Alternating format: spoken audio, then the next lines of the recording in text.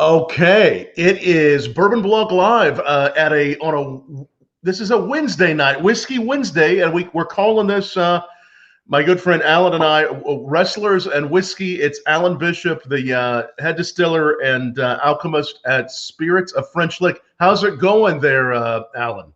It's going awesome, man. It's been a good day. I had a meeting earlier today with Bill and Eric Owens of the American Distilling Institute and my buddy Brian Cushing down at Locust Grove, and some exciting things came out of that. And just finished up part one of a two-part recording with Eric Wolf from Stolen Wolf on Distillers Talk. So very nice. I've got to geek out all day. So well, and we're ending. And I know you're a big wrestling fan, as am I. And it looks like Andrew is re-logging back in, and I think that Kevin will be logging in a moment. But fun thing, we sent both of these guys, Andrew Anderson and Kevin, some whiskey, and here he is. It's Andrew Anderson, the reinforcer. How's it going, Andrew? How are you? I think Kevin is having some technical difficulty because he's unsupervised at home, and his wife does most of his technical stuff. So I don't think we're going to be having him. He keeps FaceTiming me, but every time he FaceTimes me, it cuts out over here. And I'm doing it from my phone. I'm not doing it from a laptop. Well, I'll keep watching in case he. Yeah, I think you got to re-message him. I sent him the link on his text. So, but right now I'm just opening up my bottle as we speak. Nice. Well, I'll open it too. And Andrew, I know you're a big fan of whiskey. You sometimes do the cigars. We already know that Alan and I like a good cigar and sometimes and some whiskey. So we all have similar interests. Alan was watching the show with Mattie, Rock, and I on our Cigar Saturday a few weeks ago, and he said, "You know what? Let's send these guys some whiskey. Let's have a tasting." So Alan, thanks for doing that. Absolutely. Hell yeah, I'm all about it. I'm a huge wrestling dork, so I've grown up with it and I love it, and this is awesome. I've been trying to find a way to bring distilling and wrestling together in some way, shape, or form in my career, for a while, because I always make the joke that being a distiller in this day and age where people want to actually meet the people that make their whiskey for some reason is not it's not dissimilar to pro wrestling in many ways, where you're playing a character. It may be you, but you're just amping the shit out of yourself so that you can fit whatever their expectation is. Well, let me put it this way: I will amp the shit out of whatever you want me to plug. So nice, hell yeah. And that's the whole thing. A lot of the wrestlers in the old days, and I'm not going to say knock any of the younger guys, but nowadays the younger guys don't go out. They don't go to the bar afterwards. They'll look at it as a vice, while we look at it now as more of a relaxing, after all the hype and the glory of being out there and wrestling in front of the crowd and getting all your nerves up to a fever pitch because you want to put on the best show possible. And there's nothing better than to kick back in a bar, relax, or even in your hotel room with a bunch of your friends, the guys you just worked with, and just sit down and have a glass of bourbon, have a beer, cold beer, a glass of bourbon, a cigar, and in some cases, what's legal in New Jersey now, marijuana. Have a joint, relax. All right. That's always been my way of kicking back and doing it. And a lot of these younger kids, they want to sit in their hotel room, play their video games, or do their own thing. And to me, that hanging out with the guys, having a glass of bourbon, having some good alcohol was always the way to kick back and relax. And having a few glasses is not abusing alcohol. Nope, not at all. Not at all, man. And it's actually, from what I understand, it's actually pretty good for you. Yeah. Right. Well, and you guys, I would think, in my opinion, I would think you would almost have. It seems like you would. First of all, the camaraderie is a big part of things, and I think that most industries suffer from there not being camaraderie like there used to be. But I would think wrestling in particular, definitely. Kevin's on. How's it going, Kevin? You made it. What's up? What's up? Master has figured out technology. Keeping. It isn't figuring out technology. It's figuring out how to spell my own name. Well, Kevin Sullivan, ladies and gentlemen, now on, and now we have. Hey, there's four of us. We could almost do a tag team, but our tag. Yeah. Right. What do you say? Well, Did, actually, let's do you it. know what? We might as well. It would be a 3-man tag team. Kevin will manage us because after all, Kevin is the Prince of Darkness, and he's the greatest mind in professional wrestling. And I ain't sucking up too much to you, am I, Booker man? No, he is the greatest mind in professional wrestling, bar none. And I think that a lot of people are finally realizing that after seeing the accomplishments that alongside former WWE Hall of Famer and former WWE General Manager Teddy Long, now the General Manager of SW Fury, along with Kevin, along with James Beard, who Tom Fischer you met. Yes. They managed to turn a small company around into a viable contender for the throne. Hell Right, yeah. Nice. Well, Thank you you, guys, guys. you've been doing some great stuff lately. You just what Fury was a few weeks ago? Yeah, 2 weeks ago, right, Andrew? Yeah, about two and a half weeks ago, April 22nd. My question is, did you have to ask any of the dark spirits for help getting the old phone up and going there to jump on the show, Kevin? Sometimes when I ask the dark spirits for help, they tell me to go take a jump in the lake. It's too late. It's too late. Let me tell you something. Sometimes the dark spirits have headaches too. I can't believe it. With all my power, I can't get them to roll over. I feel you, man. My dark spirits gave me a headache this morning, so It seems to happen to those of us in the industry and probably in the wrestling industry as well. Are we starting with Mattie Gladden? What do we want to start with, Alan? Which one do you like to start with? Actually, all I have is the Mattie Gladden right now. Okay, we'll start with that one then. hell yeah. Let's go there because and I think you guys will like the story on this one. I'll give you the short version of it, but man, this could have been. Give you the quick version of it. You sent us 2 bottles each. Yep. And a bunch of lovely paperwork on it, which I read up on my distilling and on the French lick wines and the French lick spirits. And Kevin got the same package and everything like that. We're still waiting for our T-shirts. So Gotcha. A 2X and an XL over there. But in the meantime, Kevin, a funny story about Kevin. Kevin had a party at his house, and somebody had used the spirits as part of the party favors for everybody. Right, Kevin? Yeah, I hid them. And they found them. So my wife wanted to be a big shot. Oh, these are very, very good. She went through like she was giving an exhibition in a museum. These are very distilled. Hell yeah. It was the hit of the party, though. It was the best drink you had all night, right? It definitely was, guys. It definitely was. I gotta tell you, the Mattie Gladden is 100 proof. Yeah. So everything we do is bottled and bond at this point, unless it's a single barrel. So I'm a big believer in that old school bottled and bond, 100 proof, 4 years old, at least 4 years old thing. I think that's a mark of quality on the on the craft side of things that the craft distillers have got to take ownership of. It's delicious. It's smooth. Yes. Very smooth. Very smooth. Yeah. Well, I'll tell you, man, it's got a hell of a story to it. And if you guys, Mattie Gladden should have been a pro wrestler, because this story, like, you couldn't pay a head writer or have anybody make this story up. She was a madam of a brothel here in Salem, Indiana, which is a little conservative railroad town in the late 1800s. She had originally worked for Mr. Lee Sinclair, who we named the other whiskey after, and ran off with one of his business associates when she was 15.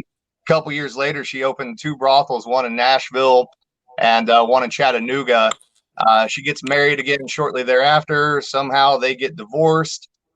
She basically becomes the prominent madam for P.T. Barnum of circus fame. Wow. Decides that she's going to retire from the quote unquote whoring business. And when she does, he gives her a ton of money as sort of a thank you and goodbye. She moves back to Salem with this gentleman, Percy Gladden, who was from New York, and on their marriage certificate, he calls himself a quote unquote cowboy. Now, how the hell you're a cowboy from New York? I don't know how that works, but he was pretty nasty character. Ran a couple different taverns in town. Also ran the first motion picture theater in town. they're married, have a super volatile relationship. She starts building this huge Victorian style Queen Anne house. Of course, all the ladies in town are like, well, she's going to start a brothel, and she denies it and denies it. And then as soon as the house is built, she opens a high-end brothel for Chicago businessmen traveling by train. Wow. And, Yeah. you know, in that time in Salem, there weren't any laws on the books that said you couldn't run a whorehouse on Main Street. So she got away with it for about 7 years. She and Percy were divorced. He left for Chicago, came back about a year later, tried to break into her house, and she shot him underneath the left eye out of the second-story window on the back side of the house. And she must have really had something going because they were married again a year later. So, Oh God, hell of a story. Sounds like relatives. Does this remind you of any wrestler? This could be a wrestler, I think. It really, she could have been. Some of the stories about Wahoo. Yeah. This is one of those stories that is too fantastic not to believe. I mean, this is Right. This is one of those stories where you have to believe it. Yeah. Well, let me tell you, guys, one of the things. So there's two things that have influenced me in life, and pro wrestling is one of the huge ones, and music is the other. And one thing that I do with these products that I love doing, that Kevin plays off exactly what you did with your career and playing into that whole darkness and mysticism thing, is when we say spirits of French Lick, it's not just the spirits in the bottle, it's the spirits of the local place. Right. And so I consider telling these stories and using these names, it's a form of necromancy, right? We're bringing these people back that nobody's heard of. Nobody knew who Mattie Gladden was in New Orleans until about a year ago. And now people in New Orleans are mentioning Mattie Gladden's name as though, you know, they grew up hearing that story themselves. And to me, I think that's cool. You've got to abide by those spirits and help bring them back to the forefront, you know? That's right up there in New Orleans with John Lafitte, the pirate. Yes. Yeah. Yep. Oh, yeah. That's so many good stories, though. I mean, it's I love what you've done as a historian, as a distiller, and alchemist, Alan. You know, bringing these stories back, showcasing a great spirit. Is there anything about this whiskey? Of course, I know at Kevin Sullivan's party, it was in high demand, just like I'm sure Mattie Gladden was back in her day. But is there anything else that it would be like the flavors that you thought about Mattie Gladden? What reminded you of Mattie Gladden for this whiskey? Yeah, man. So I always figured it like this. If I was going to name a whiskey after a woman, it had to be the right woman and it had to be the right whiskey, right? So that had to be a woman that could go toe to toe with any man of her time, right? And be on that business level and be successful of her own accord, have her own money. She was literally such a badass that she had a safe that was built into the house underneath the stairwell. It had a false panel on it. And when the owners bought the house and restored it, they found this false panel and it was still wired to an alarm that went off in her bedroom. So she knew if anybody was messing with her money. And I thought, you know, I don't want to make a lighter style whiskey for this. I want this to be, you know, big, heavy duty, bold, high rye. And, you know, most people, when they talk high rye, they're talking 15-20%. We went 35%. If you're going to call it high rye, go completely, absolutely, you know, and go high rye with it. Absolutely. But the characters always have to complement the whiskey, and the whiskey always has to complement the characters. And the way that usually starts is, you know, I'll have maybe a list of characters that I want to pay tribute to, and then sit down, look at them, look at their story, only use verifiable facts from their stories. I don't ever try to lie about anything that they did in real life. Just use things I can prove. And then it moves into this other stage of, all right, what's it taste like? All right. And then because I learn in a very strange way, my brain immediately goes to what does it sound like? And so I'll make a playlist of songs, right? Almost like wrestling theme music, you know, entrance music. I'll make a playlist of songs, and this is what this whiskey sounds like. And that to me translates into taste. So yeah. I like that. Nice. I love the flavors. I love there's some beautiful spices, beautiful fruit. It has this nice like pie crust, but against like it's kind of dessert like, but good backbone too. I love this. It's so nice.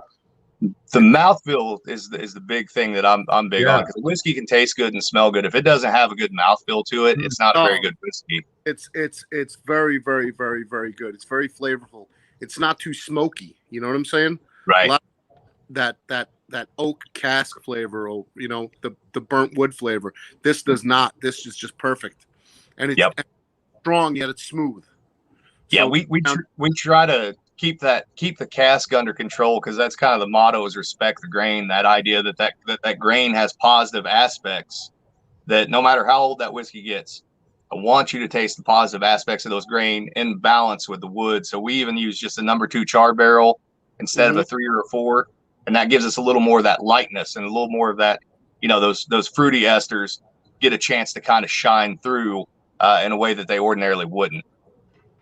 Wow, I think we lost. That's amazing. Yeah, we may have lost. Kevin. Kevin went for another. He's trying to find that bottle of whiskey, which we know is drunk, but I'm sure he'll be back. That's probably what he's doing. So you there at Spirit to French Lick. I know it's available in Indiana. People watching this from all over the world. Where can people find this one and the next one? Where can you? Where's the best place to find it? So we've got distribution. Kentucky, Missouri, Illinois. I think we're looking at going into Tennessee. We're in Texas, and Texas has been a huge, huge, huge state for us. There's been some in, I believe, North Carolina and South Carolina. And then, for people who are looking for shipping, you can go to sillbox.com. Those guys usually offer shipping to 30 plus states. And Blake gets a lot of one-off barrels from us, a lot of single barrels and a lot of odd things, and really gets a good selection. So he's even right now getting a hold of some casks of stuff that we haven't even released the mainline product for yet, like the rye whiskey and things like that. So it's out there, and I think altogether we're in like 9 different states now. It's grown faster and farther than I imagined it would. By we're just now in year 5 of distilling. As of April, but I'll tell you, we're having a hard time keeping up, because it's moving so fast. I mean, we sold out of Mattie once this year. We sold out of Lee Sinclair once this year. Turned around, I dumped 30 more barrels of both of them. We're completely sold out of Sinclair again, and wow, and we're almost out of Mattie again. But we are getting ready to roll out William Dalton, which is our wheated bourbon. We just bottled that, and then Morning Glory, which is a buckwheat bourbon, this week. So now would the buckwheat bourbon be a lot sweeter than the other ones, or? Yeah, it's a weird thing. It's almost got like a toasted note to it, because we do some toasted buckwheat in there, some kasha. So it's kind of hard to explain really what the flavor is, because it's so off profile from any of the other mainline bourbons that are out there. It's almost like kind of a toasted almond sort of flavor. Yeah, I never heard of amazing.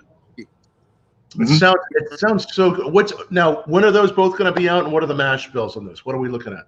So the wheated and the buckwheat both should be out in the next 2 weeks. I usually like to let things kind of bottle rest for a couple weeks. And then the mash bill on that wheated, that's the only real traditional mash bill that we make. That's the old APH Stitzel mash bill. So it's 70% corn, 20% wheat, 10% malt. We switch out the regular distiller's malt with a little bit of caramel malt, and of course double pot distill. So even though it's the same mash bill as, say, Makers or Pappy or Weller or any of those wheateds, we've changed it up using obviously different charred wood, number 2 char, 2 different yeast strains, and then that brewer's malt really brings a whole new dimension of flavor to it. The buckwheat, honestly, and I bet, Tom, this may be the first time that any distiller that you've talked to has ever tried to back off of the ego thing and say, I wish I had that mash bill memorized, but it's such a funky proportion of stuff that I can't remember what the mash bill is. That's why, but it's a bourbon with some of that buckwheat in it. You need to write some crib notes on your wrist over there. Right? Yeah. You know what I'll do? I'll write the notes. But then I'll just, whenever somebody asks that question, if I don't have the notes, I'm at least going to start carrying a little blade with me. Yeah, just give it a little gimmick. Yeah, give it a little color, and people forget that. Well, why's your head bleeding? I don't know. Just gig it, and then that's the best way to do it. Or you could text me the crib notes, and I'll read them off as you. Then I'll keep them written down somewhere, and I'll help you out. Yeah, man. I'll just get you come over here to the house, and you can come over and give me a chair shot. And So that'd be great. We'd just give you a chair shot and then take over the podcast for you. right. Yeah, you tell everybody, listen, like this little asshole here, he didn't distill any of this. I've been doing this behind the scenes the whole time, and you didn't even know it. Doing it all. With Tom Fischer, right. Tom Fischer's, he's the dirtiest player in the bourbon game. He'll give you that thumb to the eye. That's right. I have some of my moves. You know, I have my whiskey moves ready. He's got the eye rake. He's got the thumb to the eye. He's got the ball shot between the legs. You got to gimmick it though. You got to do like the thumb shot is the cork pop, right? Yeah, the corkscrew. Oh, that's right. These could be new wrestling names, but inspired by whiskey terms, right? Yep. You know what I'm thinking is Tom Fischer's the he's the mic guy, right? So, but you got to have like a three-way managerial mic thing going on here, where you got Tom Fischer, Jimmy Hart, and then I'm gonna throw Jim Cornette in there just because I like to listen to him rant. That's probably I probably won't be fighting. I would probably be happy to be the announcer. I would be okay with that, especially if I can have some whiskey in one hand, mic in the other. That'd work. I have never seen Jimmy Hart touch alcohol. Huh. Never seen him touch alcohol. I've never seen him so much as have a swig of beer. Wow. Truth be told. And I've been on Jimmy a lot over the years. Is he like, so I know obviously a lot of times with wrestling you're kind of amping up your natural character, right? But is Jimmy Hart like that? Jimmy Hart the time? Like that all the time. Yeah, baby. There we go, baby. He's just that Hart is 100% legit. He's not an extension of his character. He is his character. He is a character. That's awesome, man. Just like Kevin, I don't know where he went to, where he disappeared. He looked like he was falling asleep off the camera. He was disappearing, tilting. But I mean, he is just totally the opposite of what he plays in the ring. You know, right? Kevin is totally the opposite. Kevin is totally just he's a historian. He's a very well-read individual. He's not your typical wrestler that you would expect. He's one of the smartest men you'll ever meet. He can have a conversation. I call him the Cliff Clavin of professional wrestling. He knows a little bit about everything. So yeah. Well, he's Kevin's always been one of those guys that me as a kid, loving wrestling, growing up with it. Kevin has always been one of my favorites because of the theatricality of what that character was and what it could do. And I think he's starting to get the credit he deserves for that. But man, some of these guys, I mean, no Kevin Sullivan, no Undertaker, no Kevin Sullivan, no Bray Wyatt at this point.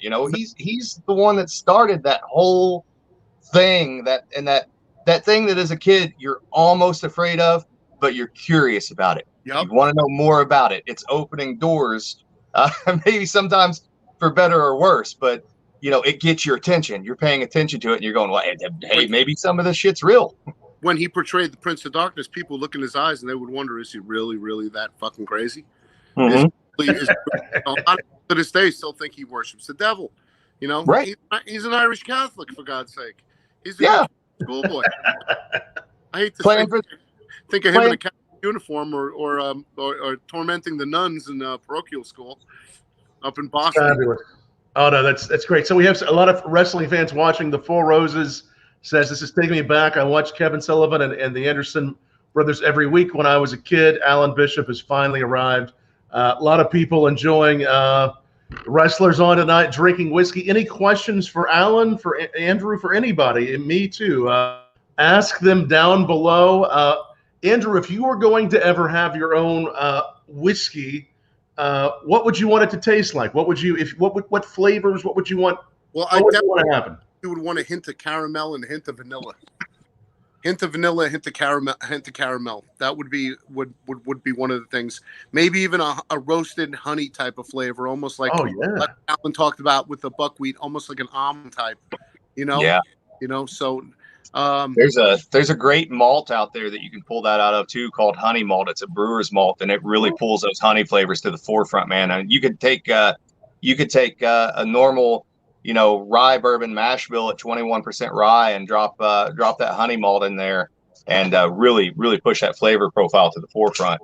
Yeah, I'm big on I'm not big on like the sweet. I used to like trying like stuff like Fireball whiskey or Jack Fire and Jack Honey, but the that syrupy flavors, I never really liked flavored whiskey to a degree. That would make you sick before it got you even drunk.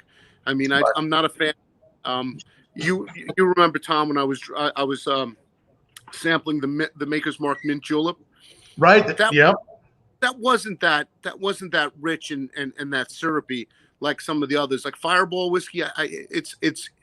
It's good to try and have one shot, but two shots is too much. You know what I'm saying? Right. It's not a sipping kind of whiskey like the Mattie Gladden, you know, or the Sinclair. I mean, or even any of the other brands of whiskey out there. I mean, it's something that but I'd like something with a little flavor to bring out my characters. You know what I'm saying? My character. Yeah. What I in a malt, in a bourbon. Yeah. See, that would be a whole fun thing too for creative types, and of course that's what I love about pro wrestling. On top of it is the theatric part of it, and the balance between that and the athleticism, but being able to build a product based on character traits. You know what I mean? That's cool stuff. It's like making a playlist. You know, it's representative, and you guys know this. I think one of the things that's super important to all pro wrestlers and to pro wrestling fans, and maybe the fans don't even realize how important it is that theme music, your intro music, how much that the music alone tells you about the character that's coming onto your screen and into your house and what they represent and who they are and what they do. And a whiskey made for any kind of pro wrestler like that would have to fit that profile. It would have to be representative of that person and that character. Right. Yep, I agree. Now you have like different wrestlers. Like, remember when the Road Warriors used to come out to Iron Man, and then later on in the WWE they came out their own to What a Rush, you know? Yeah. McMahon's voice saying "What a Rush," you know? Right. Right. I mean, it would be just it's like once you heard Iron Man, you knew the Road Warriors from Black Sabbath coming out. You knew the Road Warriors were going to come running out. Once you heard Ric Flair's theme music, you know they were coming out. You know, or even the number of and I probably at the age I was, I probably shouldn't have been watching it, but my parents are all good with it. But even the old ECW days when they were using popular music, I mean, I still can't hear Enter Sandman and not go there. I can't. It's never going to happen. Yep. So yeah, and you'd hear Freebird right away. Every time I hear Freebird, I think Michael Hayes, Terry Gordy, and Buddy Roberts are coming down the aisle any minute. The song is never meant that it will never be the same to you. You know what I mean? No, it's not going to be a Southern rock song. Now it's a Southern wrestling song. It's Texas wrestling. It's the Freebirds. It's Atlanta, Georgia, TBS, the Freebirds. To me, it's your mind gets your mind gets tuned into that mode. You right away. To this day, when I hear the drum beat for Iron Man, the bass drum, Bill Ward's bass, dum, dum, dum. I expect the Road Warriors to come running out, Paul Ellering right behind them, Oh, man, and what a great tag team that was on. There's so many people that you guys have worked with and been around in that industry that just like the fact that I'm on this show with the two of you to begin with, for me, is a little bit of me geeking out and trying not to geek out and forgetting the things that I was even going to ask. And then to think about the guys that you've worked with and all the people that have been a part of my life growing up and even to this day, as far as, watching them on TV and being lucky enough to meet a few of them here and there, man. It's insane to me. Jerry Lawler. I got to ask, matches with Lawler. What was that like? I never worked Lawler. I never worked with Jerry Lawler. Honestly, I never worked with Jerry Lawler. Kevin right. did. Me. Yeah, and that's what I was getting at was Kevin. I didn't know if he was still in the background there or not. So off the video screen, he looked like he was tilting out. He's still looking for that whiskey. Is what he's doing. Yeah, my video screen's frozen, so I can't see anything. So. No worries. No, that's no. It is amazing. It's great to sit with both of you. To be trying bourbons with both of you. We've had Andrew on a number of times on Saturday, and we really appreciate both of you so much. And Andrew, you had the Fury a few weeks ago. You're going to be where next? Where can people be seeing you? and maybe they'll be bringing you bourbon because now they know you like it. You guys, I lost you guys again. So I was just saying, There I am. You saying I was at Fury a few weeks ago? Fury a few weeks ago. Where are you going to be next? Where are we going to see you next? 19th, we're in Irving Convention Center again with an SW Fury show. We're back there with Kevin Nash, Bushwhacker. Luke will be guest appearing on it with Kevin Nash. Once again, it's just a great wrestling product out there, and run by Teddy Long, Kevin Sullivan, and James Beard, and the phenomenal ownership of Tom Lance and Jason Jarrett, Randy Klein, and Kevin Willard running behind the scenes, making all things happen. While the talent is the talent. Charlie Haas, the heavyweight champion, the TV champion, Rodney Mack, the tag champions. Oh my God, Christy Jane is the women's heavyweight champion. It's just an amazing amount of talent that you have. Moonshine Mantell and Max Castellanos, one of the biggest feuds in wrestling right now. And then you throw in all the other talent. You have guys like Gangrel. You have guys like Sabu and Just Incredible, Harry Smith, Davey or AKA Davey Boy Jr. Yes. Their, appearances. Everybody's been coming working for us. It's just been a great product and a great time and a great ride with them. And I hope it continues. And I'm part of the Rabbit Empire with Nigel Rabbit, my manager, and we'll see what happens down the road and as far as who our next opponent's going to be. And it's a tremendous product to be a part of. And the June 11th and June 12th and 13th, Kevin and I will be at the River City Wrestling Con in Jacksonville, Florida. RiverCityWrestlingCon.com. Okay. And Steiners and Kane and a bunch of other talent are going to be there. It's a stacked convention, and there's wrestling afterwards. And I think we're doing a couple of Q&As. And then after that, we have June 19th, SW Fury at the Irving Convention Center in Irving, Texas. And then on the 25th, 26th, and 27th of June, Kevin and I are at the Showboat in Atlantic City for BourbonBlog Buds, which is the first Very cool. Legalized marijuana convention in the state of New Jersey. Nice. Rob Van Dam going to be up there? I don't know. I was thinking that. Why wouldn't Rob be there? I mean, he's one of the big proponents of it.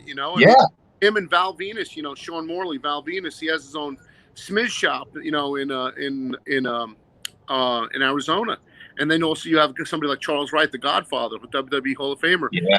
So he has his own dispensary, and he owns his own bar. He works at the Cheetah Lounge, and that's his bar. And he has his own dispensary in Las Vegas, in Nevada. So I mean, I can't see why those three wouldn't be there. So yeah, that's a perfect forum for him. That's another one of those things that I still do to this day. And you can ask my wife or my former marketing VP, Jolie Kasperzak. Anytime I win an award, I still do the Rob Van Dam, the whole fucking show thing. And then there for a little while, I told Jolie we won. I don't even remember what was on. It was a gold or a double gold on something. And I was like, I'm just going to walk around with that thing around my neck playing Kurt Angle's music. That's just randomly going to walk out front with Kurt Angle's music on. Hey, that's the way to do it, man. Be proud of yourself. Right. Yeah. So many great places you're going to be. That's amazing. And of course, you can check out on Twitter at Drew the Wrestler. Great place. Go ahead, Alan. What were you going to say? I'm sorry. You're good. You're good. I was just going to ask Andrew. So, with the state of professional wrestling being what it is now, and obviously most people's exposure on a wider scale is the two bigger companies out there, but it seems like to some extent, at least AEW and some of these other places are starting to kind of get back into that territory thing. And it seems like now is an exciting time. And so I'm just curious how you feel about the current state of most professional wrestling out there and where you see it going. Do you think that those territories are going to continue to develop and things are going to get hopefully more diverse than they've been for a long time?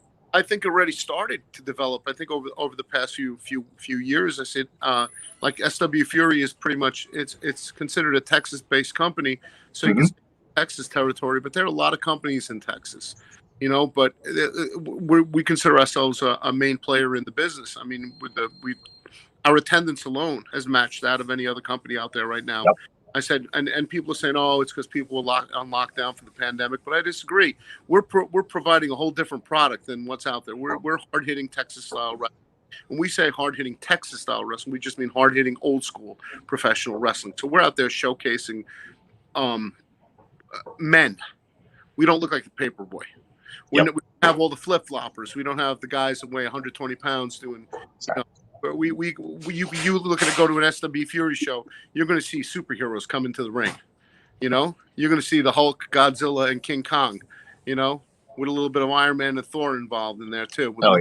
You know, and so you have that aspect of it, a larger than life aspect. So it gives you something to look forward to. Because I mean, a lot of people go to these conventions now and they see these wrestlers and they look like the guy next door, kid next door, or the paper boy or something like that. You know what I'm saying? They don't look good.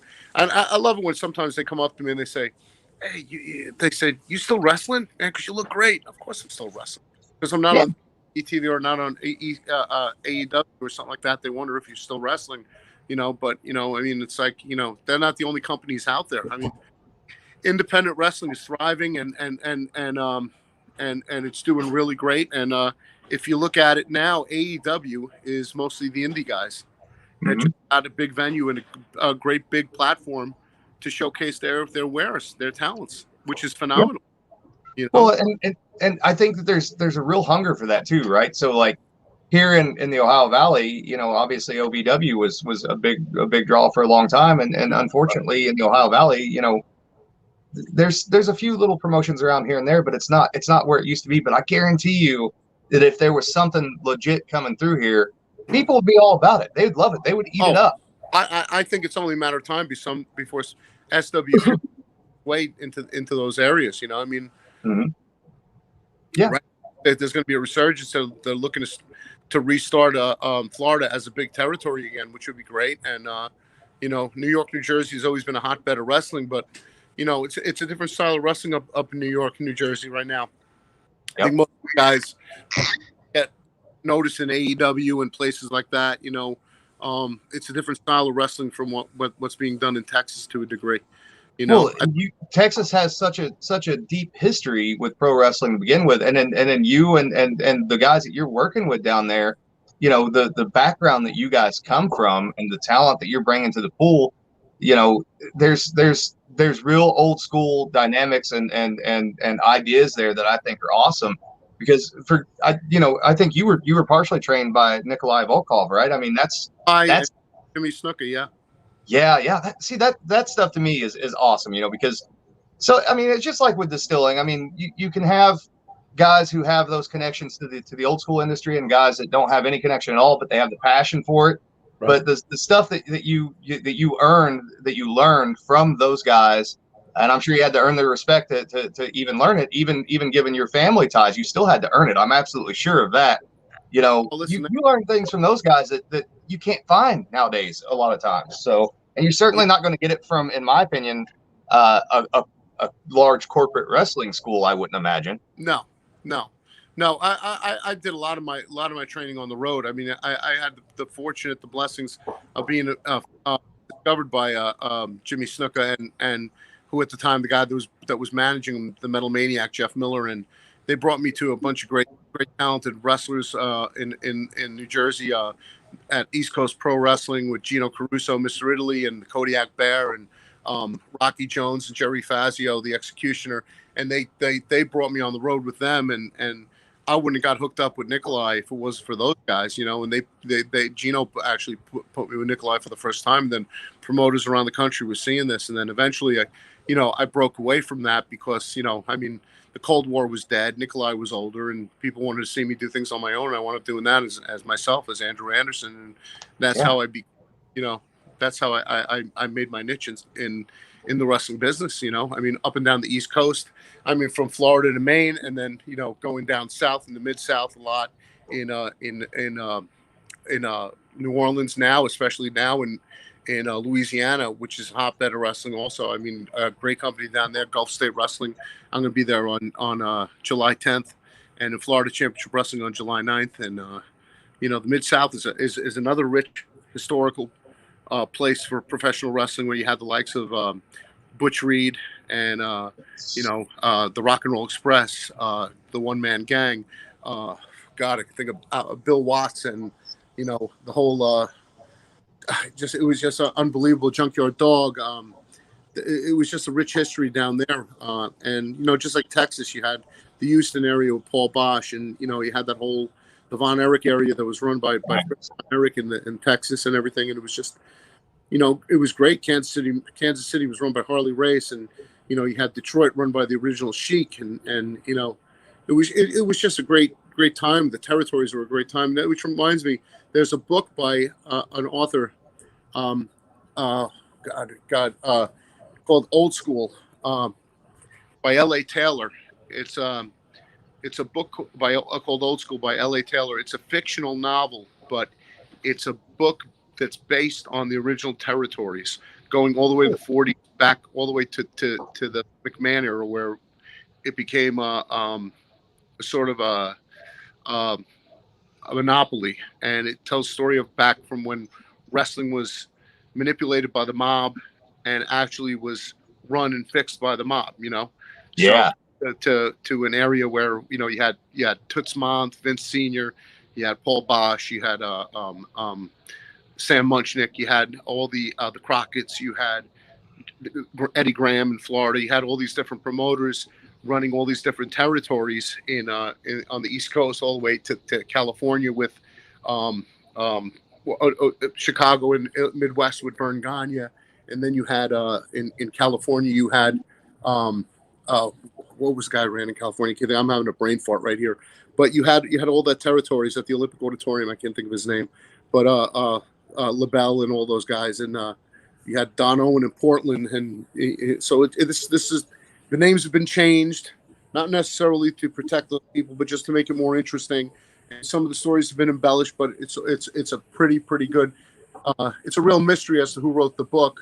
Some people say Jim Cornette wrote it. Some people say that Tom Pritchard wrote it. But I know that Tom Pritchard didn't write it, because I was with Tom Pritchard when he took a picture holding the book, so it wasn't him. He was right. I love it when you said Cornette. I heard a little laugh in there.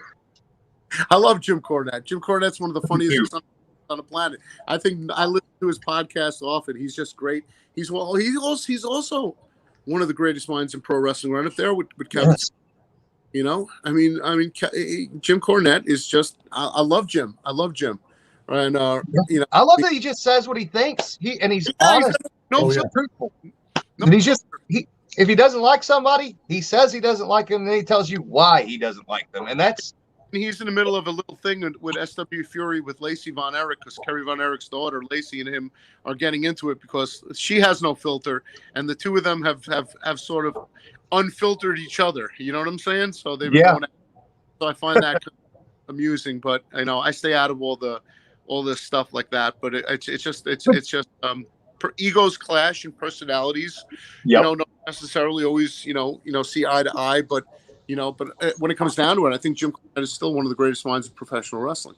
I agree, and I think that the distilling world could greatly benefit from a personality of that kind of caliber that just says things the way that they are. Corny. How about that? Cornette's corny. There you go. Yeah. What has a wrestler ever done a whiskey? I'm trying to think. I know there's. I think reinforcer Andrew Anderson's going to have to do it with Alan. I think you may have to. I think there's an idea, maybe even a single barrel pick for Andrew. Hey, maybe we could even have a wrestling match outside the distillery. You could probably set up for that, couldn't you, Alan? Pretty cool. Yeah, man. We've got a swamp right behind the distillery. We could do a swamp match for sure out there. But yeah, I'd be all about that, man. And I'll tell you what, if you ever did a single barrel, there's a great group to hook up with. The NES group is what they're called. And these guys take the I'm sure, Tom, you know what I'm talking about, and you probably do as well, Andrew, but they take the tater sticker to a whole new level. Oh my God. So they double wax dip everything. They do all these crazy like holographic stickers and stuff. And they're a lot of fun to work with. They pick out, when they came to the distillery a couple weeks ago, I do my normal like single barrel thing, take everybody through the flight, and here's the different products, here's the different profiles. And this guy walks over and he's like, "Hey man, what's your favorite barrel in here?" And I was like, "Well, I don't know that I have a favorite one." He goes, "What's the weirdest thing you got in here?" And I'm like, "Oh, I can do fucking weird. I got all kinds of weird. And so they picked the one they got. Yeah, they picked. It was Lee Sinclair that had been aged 2 years in a new oak barrel. And here's legitimately what happened. It was a mistake. I took it and I put it into a stout beer barrel because I was going to finish it in a beer barrel, and I forgot about it. And I forgot about it for like 2 years. So I knew it was in there, and I kept avoiding it because I was like, "Oh man, that's going to be trash by the time I get to it." Right?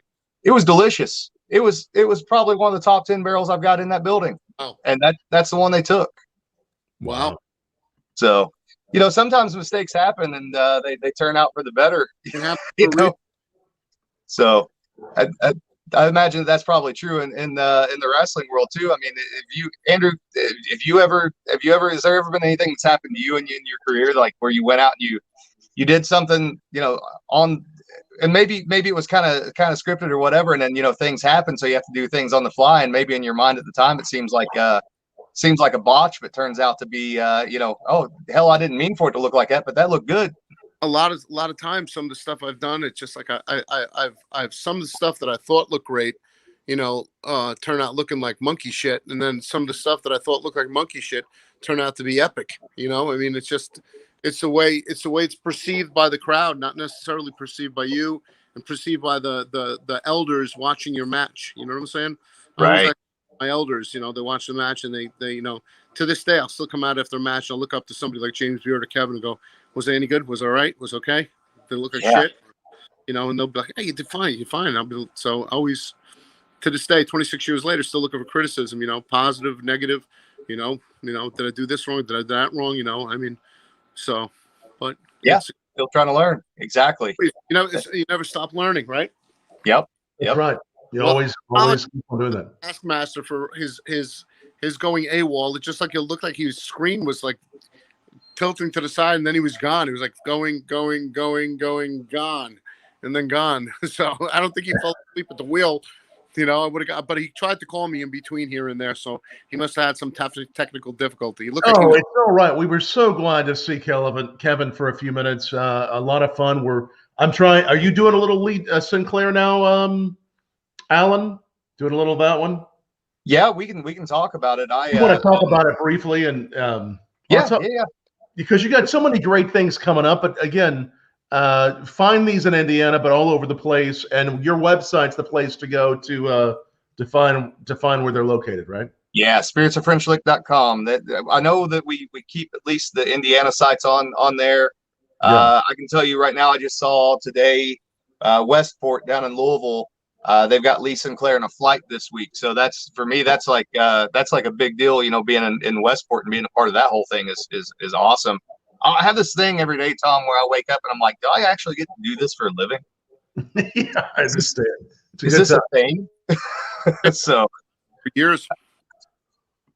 So the Lee Sinclair, that's kind of the flagship bourbon for Spirits of French Lick, right? So that was I started distilling when I grew up around it, so I was around it when I was 3-4 years old. But it was just basically sugar shine, things like that my dad and my grandpa were doing. And I learned what I learned from them. But then when I was about 15, I got kind of tangentially interested in drinking for obvious obvious reasons of being underage. And I'm not promoting that. I'm just saying that's the way it worked out. But Dad and Grandpa wouldn't teach me anything. They refused to tell me anything. They helped me build a little 10-gallon still and basically said, don't blow your ass up outside and bring us something worth drinking when you've got it. And so, I knew that oats were a grain, never realized that they'd ever been used in whiskey in the past. And I'd never seen them use oats in a whiskey before. So I started throwing oats into distillations. And then when I was in my mid-20s, I kind of refined that Lee Sinclair mash bill to 60% corn, 17 wheat, 13% oats, and 10% caramel malt. And I didn't know at the time that oats had been incredibly popular in bourbon in Kentucky, Southern Indiana, Southern Ohio.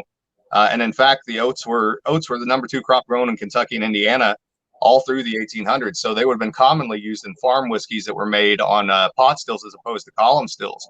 And they had a ton of mouthfeel to the whiskey. They make it give it an incredibly creamy mouthfeel.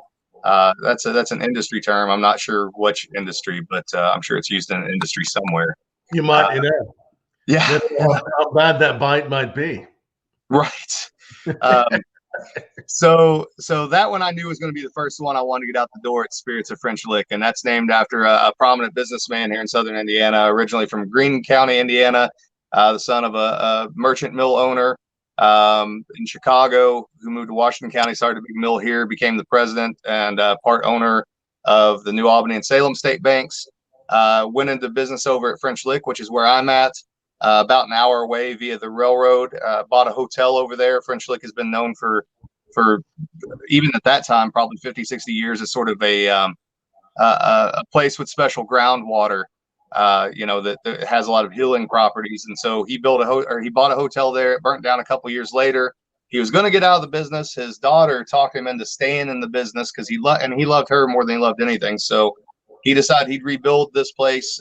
He called it the Carlsbad of America. He traveled all over Europe. He was a descendant of the Scottish Sinclairs, and so he knew a thing or two about the occult, about upscale entertainment and all that sort of stuff. So he got that up and going. Largest freestanding dome in the world until the Superdome was built. At the time, he was told that it couldn't be built. He went from engineer to engineer until he found this guy that was in his 20s, had never engineered anything before, and he was like, "I can do this." They made it happen. So, Sinclair and I are basically from the same town. We ended up working in the same town. Our distillery is right across from the West Baden Dome, and we're on Sinclair Street, so we had to name it after him. And as a little nod to Kevin Sullivan's Prince of Darkness, you got to abide by the spirits. Sinclair and all these people that we name stuff after.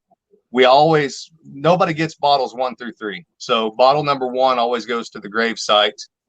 Sinclair's got a mausoleum in Salem, Indiana, and so he has bottle number 1 of the 2-year-old Sinclair in his mausoleum, and bottle number 1 of the bottled and bond Sinclair in his mausoleum, because I don't want him standing at the foot of my bed in the middle of the night and being like, "What the hell? Where's my bourbon?" Yeah. He named it after me. Where's mine? Exactly. So this is delicious too. I mean, these are both such incredible releases. Let's just say, Drank my Lee Sinclair, and say that again. I drank my Lee Sinclair. You drank it. So here's the thing: Kevin somehow he fell off early. His bottles are gone weeks ago. You have 1 bottle left. What does that tell you about us? About you all? About all of us? It means you have 1 bottle left. Yeah, well, I'm like this. 1 bottle that's already open, and I'm continuing it. I opened it today just for the show. I like it, man. I'm glad glad everybody gets theirs in their own time. I really am. Just like a proper mistress, I'm no longer allowed to bring Mattie Gladden into this house because I enjoy it too much. So it's really? You can't even bring it in? No. Listen, I can't afford to miss work like that. I'll just throw that out there. I can't open a bottle of Mattie and it not become a party somehow. Oh so. Yeah, blame you. It's just right. It seems strange having it on a Wednesday night right now, sitting here on BourbonBlog. I'm used to doing BourbonBlog on a Saturday night, and after the BourbonBlog, I usually get myself quite pickled because of Tom Fischer. Yeah. Tom has the ability to do that somehow.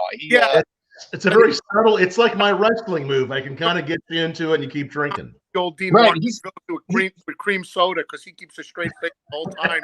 I'm like,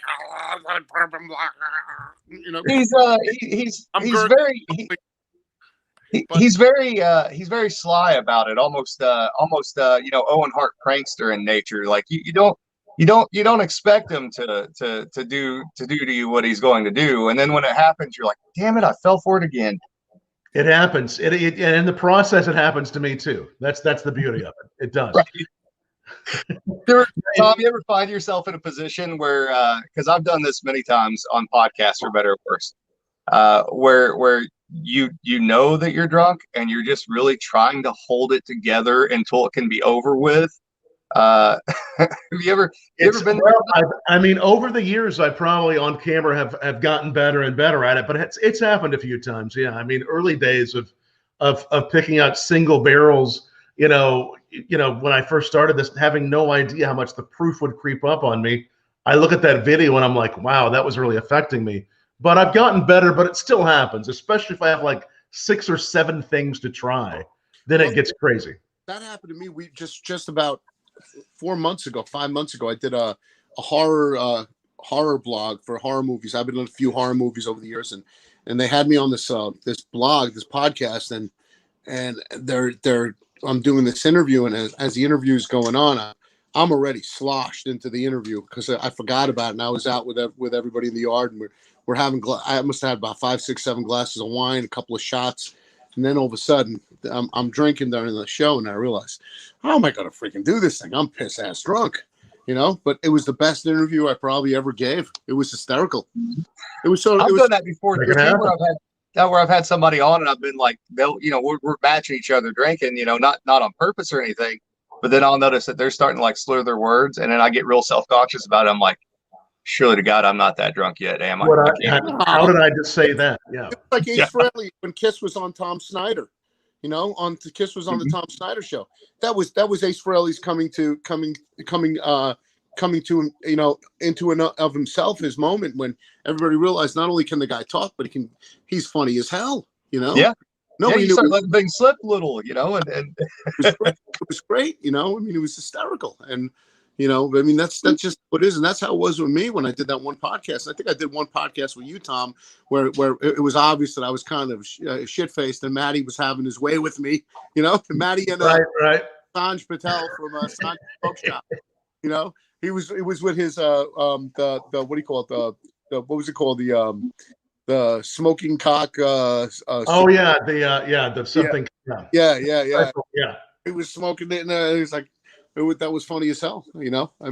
I think James Beard was like appalled on it. He was like hell, it's the dirtiest podcast he's ever been on, and BourbonBlog's usually so classy, and all of a sudden Patel comes to drag Mattie through the gutter when Mattie's not even drinking. But it was great. Sanj is a hell of a character to have on there. Oh, it's so much fun to have you guys, and I can't wait to hopefully very soon, Andrew. Maybe Alan and I both will bring some great whiskey backstage to one of the wrestling events. I think that would. Yeah, man. I think I gotta get to Texas anyways, because everything's going crazy in Texas with the whiskey. Yeah. So listen, I think there's no reason why we can't arrange something that French Lick Winery has, or French Lick Spirits has a table at one of the SWE shows. Yeah. Yeah, I'll be all about that. You'll never see me at the table is the problem, man. I'll be. Well, no, you'll be at the table with me, having a drink and at intermission, and hopefully my match will have been done, because I don't drink before I wrestle, but we'll save it for the end. Yeah, at the end we'll have an after party at the end. So let's definitely explore that. I'd love to do something, Alan, and to help bring the spirits of French Lick and some great whiskey and fun education to the wrestlers. Give them a nice end of the day thing. Now let's just say that Lee Sinclair comes in, into the auditorium as the wrestler, right? What's Lee Sinclair's entry music, and who does Lee fight? Oh man, I'll tell you what. I don't think Lee's the wrestler. Here's what I think. I think Lee is Lee. Yeah, Lee is maybe he's Mattie's manager, or maybe he's an Eric Bischoff character. Mattie comes in. Yeah. And Mattie's her whole promo gimmick is that she doesn't wrestle women. She refuses to wrestle women. It's all men. No, she wrestles bears. There you go. There you go. Yeah, you got to have some kind of I don't know, intro music. You got to do like Lacuna Coil or something like that, I like it. Guys, it was a fun. It's so fun to have you on, Andrew and Alan both. We really appreciate both of you guys being on BourbonBlog Live. No, thank you guys, and Andrew, I look forward to meeting you, and we'll definitely make it down there, man, because I'm all about it, but man. Yes. Alan, you have my information. You have my phone number, right? I think I do. If I don't, I will. I'll make sure we're all connected. Just message me. And I'll make sure we're all connected, Andrew. And thank you guys, both of you, so much. Thanks, everybody, for watching. take this video, like it, reshare it. We're going to put this up on our YouTube channel as well, anchor.fm/BourbonBlog. Hey, it's Wednesday, it's whiskey, and it's wrestlers, the 3 W's. Love it, guys. And remember, come check out fury.com and June 19th at the Irving, Texas, the Irving Convention Center. SW Fury will be live and in action on pay-per-view. And also at the River City Wrestling Con in Jacksonville, Florida on the 12th and 13th. And then again at Boardwalk Buds, June 25th, 26th, 27th in Atlantic City at the Showboat. Guys, thank you so much. Alan. Thanks, Andrew. Thanks, Alan.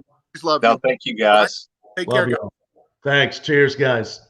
Thanks so much, Alan. This was a hell of a lot of fun.